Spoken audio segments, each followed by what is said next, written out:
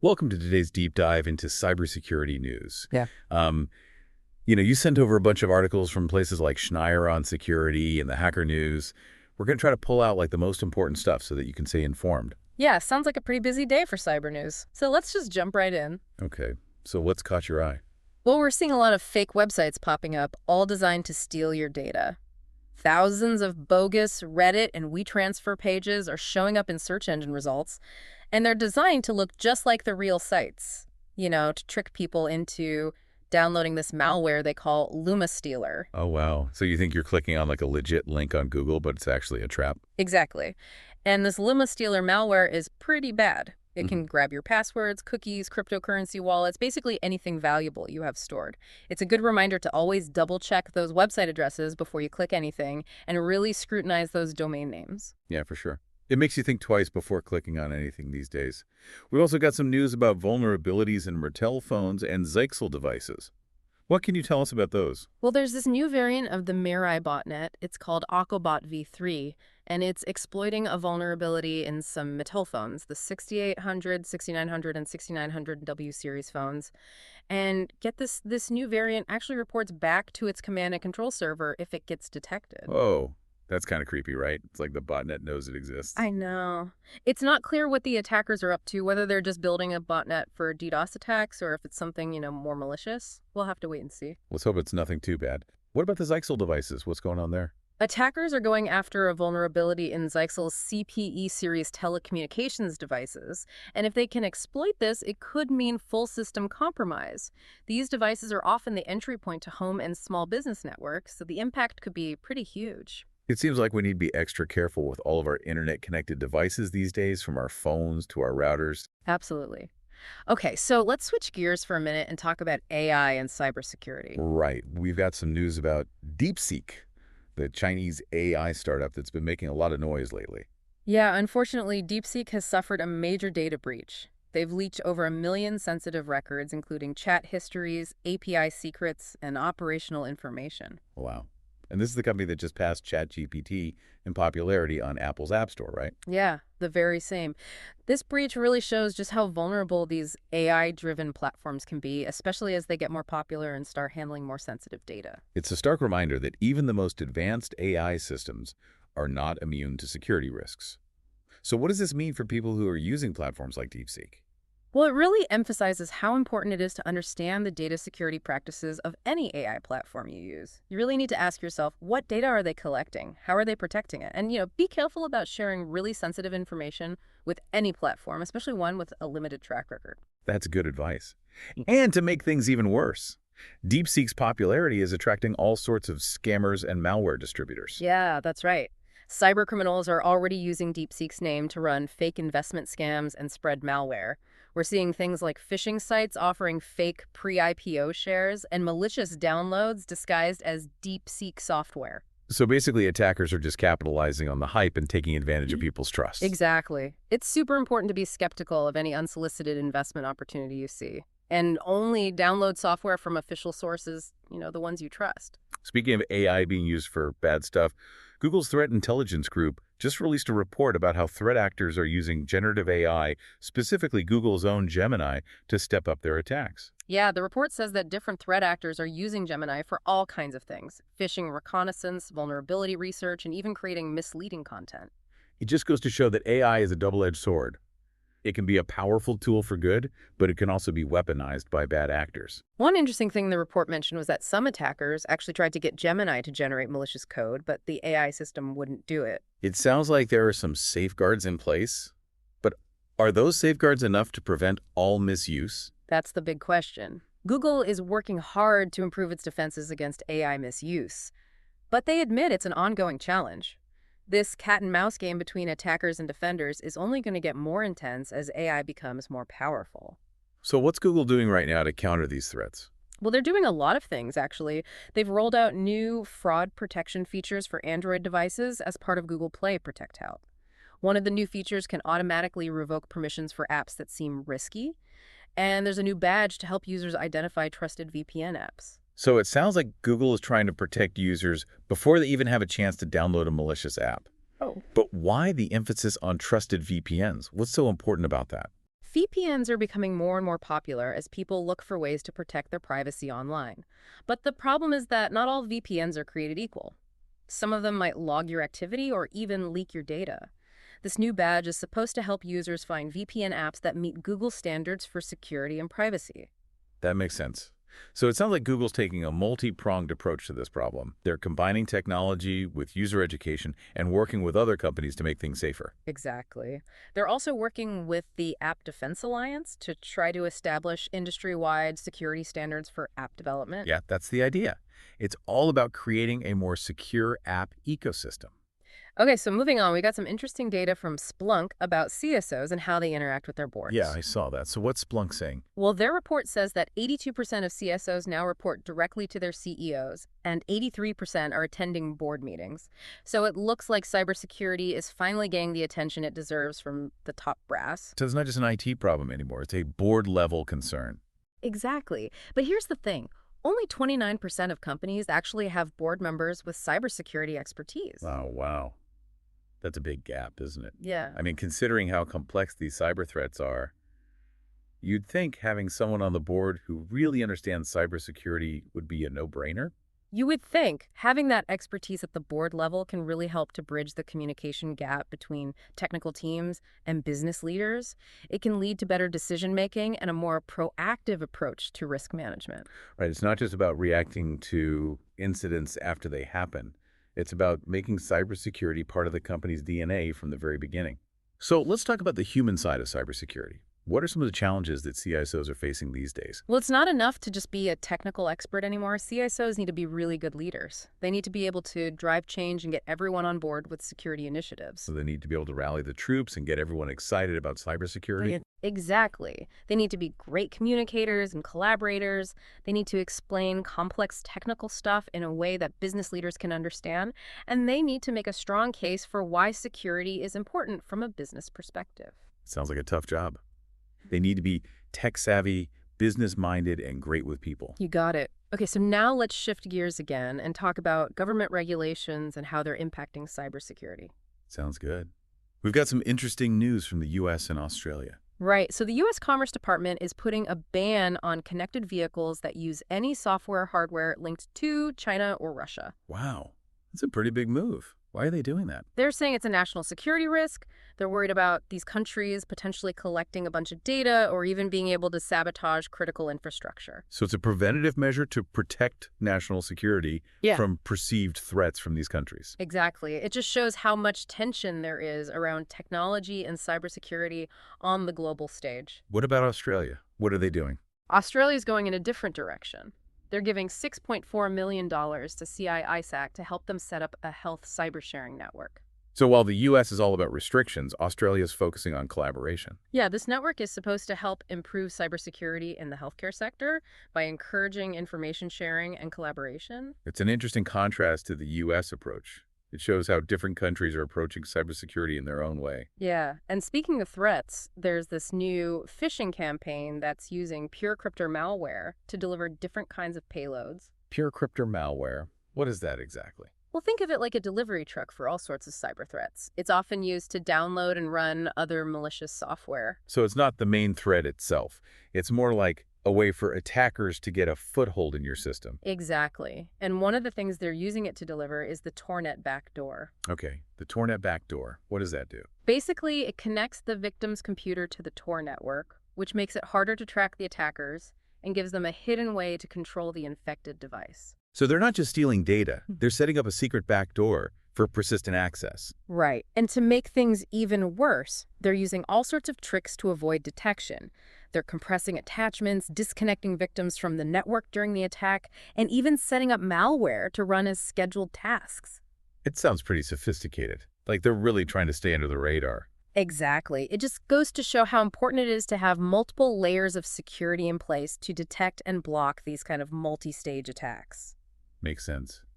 Earlier, we were talking about how important it is to have cybersecurity expertise on corporate boards. Mm-hmm. Are there any guidelines out there for companies who are trying to fill that gap? Yeah, there's this article in Tech Republic that talks about this. It says that boards are becoming more and more responsible for cybersecurity, especially with the SEC's proposed rules. And what do those rules say? Well, they want publicly traded companies to disclose their cybersecurity governance practices. That includes whether they have any board members with cybersecurity expertise. So it sounds like a move towards more transparency and accountability. That's the idea.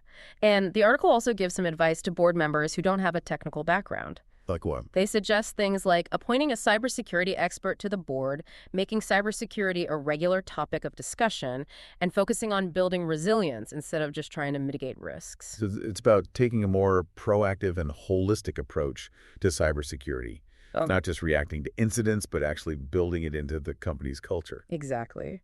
And we also talked about CISOs being change agents, right? Well, there's a great article in CSO Online that goes into more detail about how they can lead organizational change in cybersecurity. Okay, so what does it say? It basically says that CISOs need to have strong communication, collaboration, and political skills to manage change effectively. So it's not just about being a technical expert. It's about being able to influence people and build consensus. Exactly. And the article actually lays out 10 steps that CISOs can take to improve their change management skills. 10 steps. That's a lot. What? What are some of the key takeaways? Some of the big ones are, really embracing the role of change agent, starting early, building trust, getting allies, and collaborating with all the stakeholders who will be affected by the changes. So it's a pretty comprehensive approach to making sure that security initiatives are not just technically sound, but also well received and implemented effectively. Right. Okay, so let's talk about industrial control systems for a minute. Wait, industrial control systems? What are those? They're the systems that control critical infrastructure like power grids, transportation systems, and manufacturing plants. Oh, wow. So any vulnerabilities in those systems could have a huge impact on essential services. Absolutely. And there are a bunch of vulnerabilities that have been reported recently affecting products from big vendors like Schneider Electric and Rockwell Automation. So what kind of vulnerabilities are we talking about? Well, one of them affects Schneider Electric's Remote Connect and SCADAPAC by 70 utilities, and it could allow attackers to run code remotely on affected workstations, which could potentially give them control over critical infrastructure. That sounds pretty terrifying. Yeah. What about the Rockwell Automation vulnerability? So Rockwell Automation has patched a command injection flaw in its Factory Talk View Machine Edition. And this one could allow attackers to run commands with high privileges on the system. So again, it's a vulnerability that could give attackers control over critical systems. Yep. These vulnerabilities just underscore how important it is to patch systems quickly and have strong security measures in place for these kinds of environments. It's a good reminder that cybersecurity isn't just an IT issue. It affects all aspects of our lives, including the essential services we rely on every day. And speaking of vulnerabilities, there's this one affecting Zyxel CPE series telecommunications devices. Are these the same devices we talked about earlier? Yeah, they are, but this is a different vulnerability. It's been around for a while, but a lot of devices still haven't been patched. So it's a case of a known vulnerability and unpatched systems. Exactly. And attackers are taking advantage of it. They're using it to spread the Mirai botnet malware, which you might remember is known for launching DDoS attacks. So it's like a chain reaction. One vulnerability can lead to another. Right. And that's why it's so important to address these vulnerabilities quickly before they can be exploited for more malicious activities. It's a good reminder that we're all interconnected in this digital world. Okay, so earlier we were talking about Google's efforts to combat fraud and improve app security on Android. What's the latest on that front? Well, they've added some new features to Play Protect, including one that automatically revokes permissions for potentially harmful apps. And they've also introduced a new badge for trusted VPN apps. So they're trying to stop malicious apps before they can do any damage. And they're helping users identify VPNs that are actually safe to use. Right. They're also working with industry partners to come up with security standards for app development. So it's a multifaceted approach. Yeah. They're using technology user education and industry collaboration to try to make things safer. Exactly. Now, have you heard about this concept of content credentials as a way to fight back against AI-generated disinformation? Content credentials. No. What are those? Think of them like nutrition labels for digital content. They provide information about where the content came from, who created it, and if it's been modified. So it's a way to verify the authenticity of digital content in a world where AI-generated fakes are becoming more and more sophisticated. Exactly. These credentials could help people tell the difference between real and fake content and slow down the spread of disinformation. It sounds like a powerful tool in the fight against misinformation. So what's happening on the regulatory front? Well, the EU has introduced something called the Digital Operational Resilience Act, or DORA. Okay, DORA. And what does it do? It's supposed to improve the cybersecurity of financial institutions in the EU. It sets requirements for risk management, incident reporting, and third-party risk management. So it's a comprehensive framework for strengthening the financial sector's defenses against cyber threats. Exactly. And there's a helpful article on the Heimdall Security blog that explains how managed service providers can help their clients comply with DORA. So MSPs that work with financial institutions are going to need to adapt their services to meet these new requirements. That's right. Now let's talk about penetration testing for a minute. Why is penetration testing important? It's basically a simulated cyber attack that helps organizations find vulnerabilities in their systems and defenses. Think of it like a fire drill for cybersecurity. So it helps organizations find and fix weaknesses before the real attackers can exploit them. Right. And there's a really great article on CM Alliance that gives a complete guide to penetration testing. It covers different methodologies, best practices, the whole 9 yards. It sounds like a valuable resource for any organization that wants to improve their security. For sure. Now let's shift gears again and talk about email security. What are some of the risks associated with email security? Well, email marketing platforms are super popular, but they can also be a way for attackers to get in if they're not properly secured. So what can businesses do to mitigate those risks? They need to have strong security measures in place, like training their users, setting up secure configurations, and doing regular security assessments. So basically, it's about being proactive and taking a layered approach to email security. Exactly. Okay, so now let's dive into a bit of a technical question that I think a lot of people might relate to. Okay, what's the question? Someone on Medium was asking why they have to reset their Netgear cable modem after a power outage to connect to Comcast, even though their IP address didn't change. That's a good question. It sounds like one of those weird technical quirks. It could be something to do with how the modem caches network settings or how Comcast assigns IP addresses. It's hard to say for sure. But it just goes to show that even seemingly simple technical issues can have unexpected consequences. And it highlights how important it is to understand the technical details of our devices and networks. We often take those things for granted until something goes wrong. So true. Okay, now let's talk about TLS encryption. Can attackers actually see anything in encrypted traffic? Well, I thought TLS encryption was supposed to protect our data. It is. It's widely used to encrypt data while it's being transmitted. It's essential for protecting things like passwords and credit card numbers. So it's a crucial security measure. It is. But while it makes it much harder for attackers to intercept and read data, it's not completely foolproof. So you're saying there are ways for attackers to get information from encrypted traffic. There are techniques like traffic analysis and side-channel attacks can be used to figure out information about the communication, even if they can't decrypt the data itself. So it's a good reminder that while TLS encryption is a valuable tool, it's not a silver bullet. Right. Cybersecurity is all about layers. No single technology can provide complete protection. Speaking of layers, remember when we talked about Google working with the App Defense Alliance to create industry-wide security standards for app development? Yeah. So what's the latest on that? Well, the App Defense Alliance just launched something called the ADA Application Security Assessment, or ASA v1.0. It's a framework that covers a wide range of application security issues, from protecting sensitive data to defending against cyber attacks. So it's basically a blueprint for building secure apps. Exactly. And the goal is to raise the bar for app security across the industry and make security a core part of the development process from the very beginning. Sounds like a great initiative. Mm-hmm. Okay, so let's talk about a security challenge that's unique to AI systems. It's called indirect prompt injection. Indirect prompt injection. What's that? It's a type of attack where attackers try to manipulate an AI system by injecting malicious instructions into data that the system is likely to retrieve. So it's like tricking the AI system into doing something it's not supposed to. Exactly. Like, let's say an attacker injects some malicious code into an email. Later on, an AI assistant retrieves that email. If the assistant isn't properly secured, it might unknowingly execute the malicious code. That sounds pretty dangerous. Yeah. Especially as AI becomes more integrated into our lives. It is, and Google is actively working on defenses to protect its AI systems from this kind of attack. So what are they doing? They're using a variety of techniques like robust evaluation frameworks, automated red teaming methods, monitoring heuristic defenses, and standard security engineering solutions. It sounds like they're really throwing everything they've got at this problem. They are. It just highlights how important it is to have proactive and comprehensive security measures in place for AI systems. For sure. Now let's talk about business email compromise, or BEC for short. What's the latest on that front? Well, ImmuniWeb is reporting that a BEC fraudster has been extradited to the U.S. to face charges in a $60 million bank fraud scheme.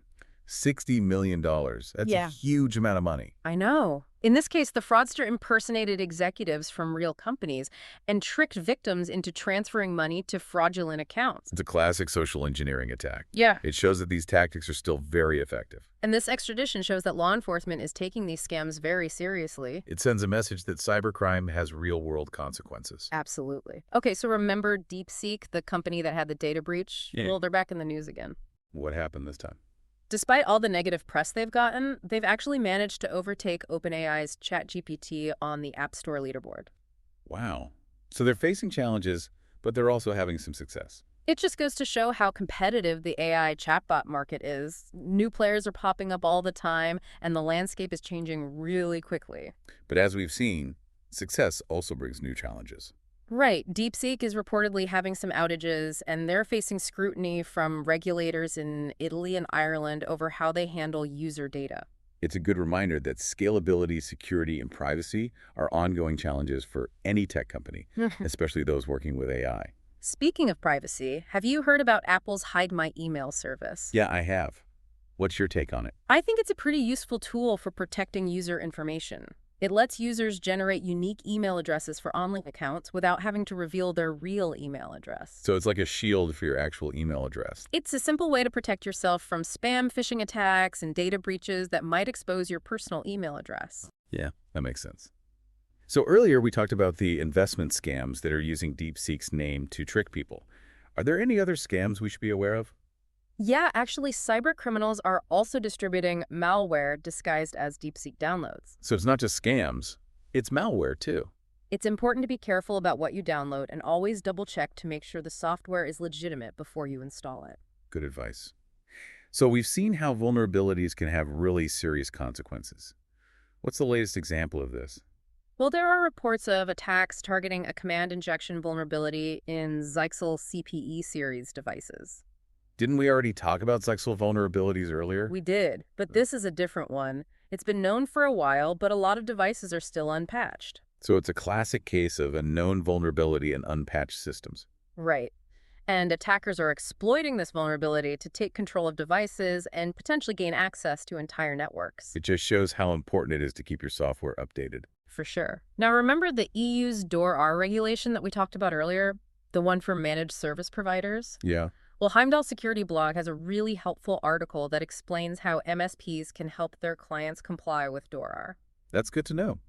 It seems like regulations are playing an increasingly important role in shaping the cybersecurity landscape. Definitely.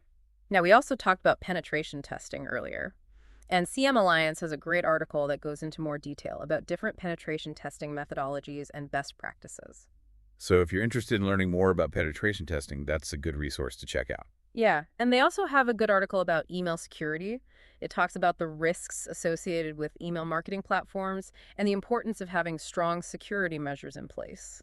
So it's all about educating users, securing configurations, and conducting regular security assessments. Right. Okay, so remember that technical question we talked about earlier? The one about the Netgear cable modem needing to be reset after a power outage. Yeah, I remember. Well, it just goes to show that even seemingly simple technical issues can have a big impact.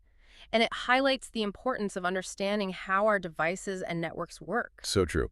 Okay, so we talked about TLS encryption earlier, but can attackers actually see anything in encrypted traffic? Well, the Hacker News has a good article that explains how techniques like traffic analysis and side-channel attacks can be used to gather information from encrypted traffic. So even with encryption, it's not impossible for attackers to get their hands on valuable data. Right. It just emphasizes the importance of taking a layered approach to security and using multiple techniques to protect sensitive information. Makes sense.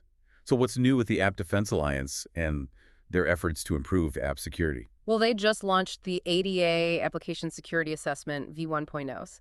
It's a new standard designed to help developers build more secure apps. So it's a set of guidelines for creating apps with security in mind. Exactly. And it covers a wide range of security considerations, from protecting sensitive data to defending against cyber attacks. It sounds like a positive step towards a more secure app ecosystem. I think so. Okay, so let's talk about another security challenge that's unique to AI systems. It's called indirect prompt injection. We touched on this briefly earlier. Can you remind us what indirect prompt injection is and why it's a concern? It's basically a way for attackers to manipulate the behavior of an AI system by injecting malicious instructions into data that the system is likely to retrieve. So they're tricking the AI system into doing something it shouldn't. Right. And Google AI blog has an article that explains this type of attack in more detail and talks about some of the ways they're trying to prevent it. It sounds like a complex issue. It is. It just highlights the fact that AI systems, while powerful, are also vulnerable to attack. That's a good point. Okay, so what's the final piece of news for today? Well, Cyber is reporting on some vulnerabilities in my SCADA products. What is MySCADA, and why should we care about these vulnerabilities? My SCADA provides industrial automation solutions, and these vulnerabilities could allow attackers to gain control of critical infrastructure. So it's similar to the ICS vulnerabilities we talked about earlier. Exactly. The vulnerabilities affect my SCADAs, my Puro Manager, and my Puro Runtime software, and they have to do with OS command injection and improper neutralization of requests. So attackers could potentially execute arbitrary commands on affected systems, which could have some pretty serious consequences. Cyber is recommending that users update to the latest versions of my SCADA products and implement additional security measures like network segmentation and vulnerability management. It's a good reminder that cybersecurity requires constant vigilance and proactive measures to stay ahead of the curve. So it seems like every day we hear about new vulnerabilities. It feels like it's a never-ending race to stay ahead of these attackers. Yeah, it really is. Cybersecurity is a constantly changing field. The threats evolve, so we've got to be just as quick about adapting our defenses. Right. And I think that's why these deep dives are so important. They help us make sense of all the chaos and, stay informed about the latest threats. Definitely. Speaking of staying informed, there's something new happening in the world of AI chatbots that I think we should talk about. You mean DeepSeek, the Chinese AI company? Yeah, that's the one. Yeah. Despite that data breach and all those scams using their name, DeepSeek's actually managed to overtake ChatGPT on the App Store charts. Really? Yeah. So even with all those setbacks, they're still finding success? Yeah, it shows just how competitive this market is for AI chatbots. New companies are coming in and the whole landscape's changing super fast. But as we've seen, success brings its own set of challenges. Oh, absolutely. DeepSeek's been having some outages and they're getting some heat from regulators in Italy and Ireland about how they handle user data. It's a good reminder that no matter how successful you are, you can't afford to ignore scalability, security, and privacy. Yeah, you got to keep all those things in mind. Yeah. And on a more positive note, Apple has this service that can help protect user privacy. Have you heard of Hide My Email? Yeah, I have. What do you think of it? I think it's a pretty useful tool. It lets you generate unique email addresses for your online accounts, so you don't have to give out your real email address. So it's like a mask for your real email address. Exactly. It's a simple way to protect yourself from spam phishing attacks and data breaches that could expose your personal email address. It sounds like a pretty handy tool for anyone who's concerned about their privacy online. Definitely.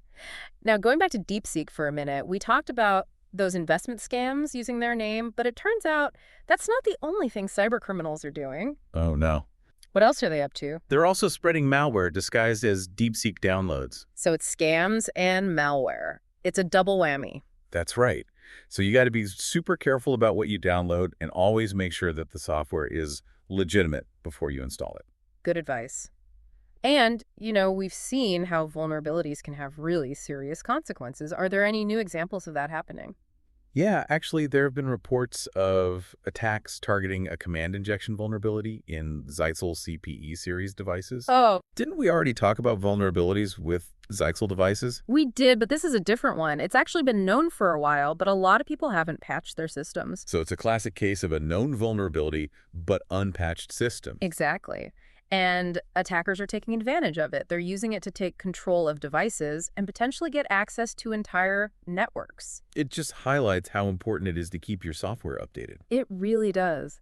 Now, remember DERIRA, the EU regulation we talked about earlier, the one that applies to managed service providers. Yeah. Well, Heimdall Security Blog has a great article that explains how MSPs can help their clients meet the requirements of DERIRA. That's good to know.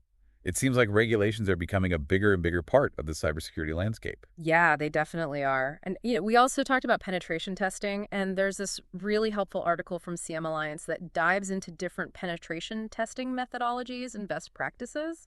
So if anyone wants to learn more about penetration testing, that's a good place to start. Yeah, and they also have a good article about email security. It covers the risks of using email marketing platforms and the importance of having strong security measures in place. So it's all about being proactive, educating your users, securing your configurations, and conducting regular security assessments. Exactly. Now, remember that technical question we were talking about earlier? The one about the Netgear cable modem needing to be reset after a power outage. Yeah, I remember that. It just goes to show how even small technical issues can have big consequences. And it reminds us how important it is to understand the technical details of our devices and our networks. Absolutely. Yeah. We often take those things for granted until something goes wrong. So true. Now, earlier we talked about TLS encryption and whether attackers can see anything in encrypted traffic. Do you remember? Yeah, I do. So what's the answer? Well, the Hacker News has an article that talks about how techniques like traffic analysis and side channel attacks can be used to get information from encrypted traffic. So even with encryption in place, there are still ways for attackers to get their hands on sensitive data. That's right. And it's why we need to take a multi-layered approach to security and use a variety of techniques to protect our information. That makes sense. So what's the latest on the App Defense Alliance and their work to make apps more secure? Well, they've just released the ADA Application Security Assessment v1.0, which is a new standard designed to help developers build more secure apps. So it's a set of guidelines to help them build security into their apps from the start. Exactly. It covers a broad range of security considerations, and the goal is to make security a core part of the app development process. Sounds like a promising step towards a more secure app ecosystem. I think so too. Okay, so let's talk about one more security challenge that's specific to AI systems. It's called indirect prompt injection. You touched on this earlier. Can you give us a quick recap of what it is and why it's a concern? Sure. So basically, indirect prompt injection is a way for attackers to manipulate the behavior of an AI system by injecting malicious instructions into data that the system is likely to retrieve. So like tricking the AI system into doing something it shouldn't. Exactly. And if you want to learn more about this, Google's AI blog has an article that explains it in more detail and outlines some of the steps they're taking to mitigate this type of attack. It sounds like a complex issue. It is. It just highlights the fact that AI systems, while they have a lot of potential, are also vulnerable to attack. We need to be aware of that as we continue to develop and deploy these systems. That's a good point. Well, I think that about wraps it up for today's deep dive. We've covered a lot of ground from fake websites and AI-powered attacks to government regulations and industry collaborations. We've seen how the threat landscape is constantly changing and how important it is to stay informed and be proactive about cybersecurity. Absolutely. So thanks for joining us today. We'll see you back here tomorrow for another deep dive into the world of cybersecurity. Until then, stay safe and stay secure.